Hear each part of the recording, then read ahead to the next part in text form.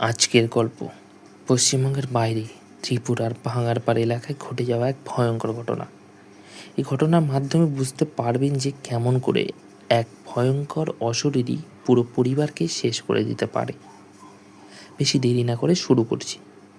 ভাঙারপাড় এলাকায় তখনকার নামি দামি বাড়ি রায়বাড়ি। ওই বাড়িতে মোট 5 জন সদস্য ছিল, 2 জন ছেলে, 1 জন বোন আর মা বাবা। এই বাড়ির ছোট ছেলে বিক্রম, সে এই বাড়িতেই আত্মহত্যা করেছিল। আর আত্মহত্যার কারণ ছিল মানসিক চাপ ও প্রেমের প্রতারণা। কিন্তু আমার কাকি বলেছিল বিক্রমের মৃত্যুর কারণ অন্য কিছু ছিল, যেটা রায়বাড়ির কর্তা অর্থাৎ সুদর্শন রায় গ্রামবাসীদের কাছ থেকে লুকিয়ে রেখেছিল।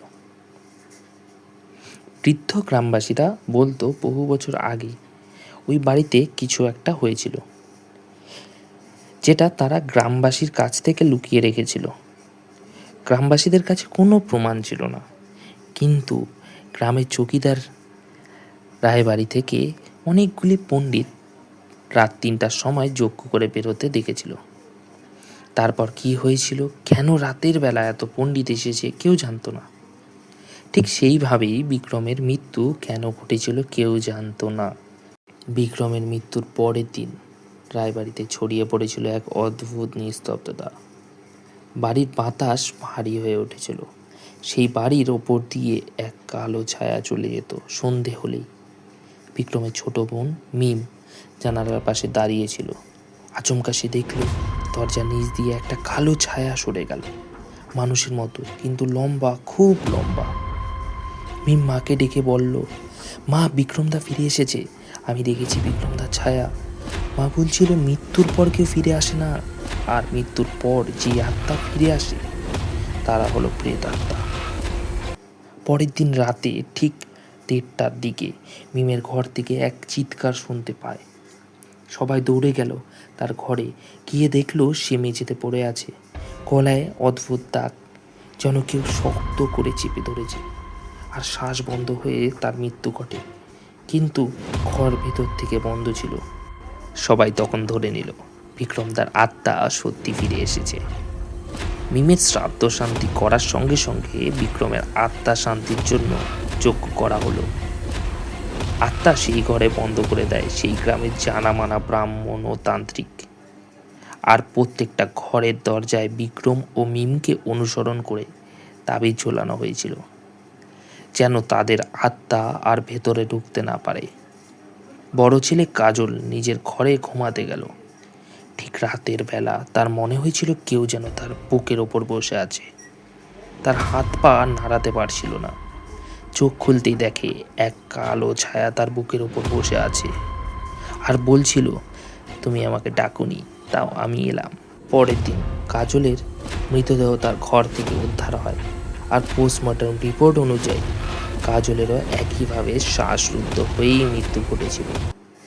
বাড়ির লোক ও তান্ত্রিক এই মৃত্যুর পর ভাবতে পারছিল না এটা ঘটল কিভাবে। তান্ত্রিক তাদের বোঝালো কাজলের মৃত্যু বিক্রম বা তার বোন মিম করতে পারে না, কারণ তাদের বন্দি করে রাখা হয়েছিল। এই মৃত্যু কোনো আত্মার দ্বারাও সম্ভব নয়। তোমাদের কোনো অসুবিধা হবে না, এখন বাড়িতে শুধু মা আর বাবাই বেঁচে আছে। রাত হলেই বিক্রমের বাবা শুনতে পায় দরজা খোলার ও বন্ধ হওয়ার শব্দ। এত জোরে জোরে শব্দ হতো, মনে হতো যেন কেউ প্রতিটি কক্ষ ঘুরে ঘুরে খুঁজছে কাকে পাবে।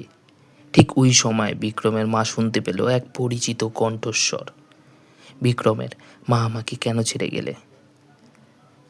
বিক্রমের মা এটা শোনা মাত্রই কাঁদতে কাঁদতে ছুটে যায়। ভাবলো বিক্রম ফিরে এসেছে, কিন্তু রান্নাঘরে ঢুকে সে দেখতে পেল চুলোর সামনে দাঁড়িয়ে আছে একটা লম্বা কালো ছায়া। ছায়াটা মুখ ঘুরিয়ে ফিস ফিস করে বলল, ওকে তো অনেক আগেই তোরা বন্দি করে রেখেছিস। এই বলা মাত্রই মার কোনো শব্দ শোনা যায়নি।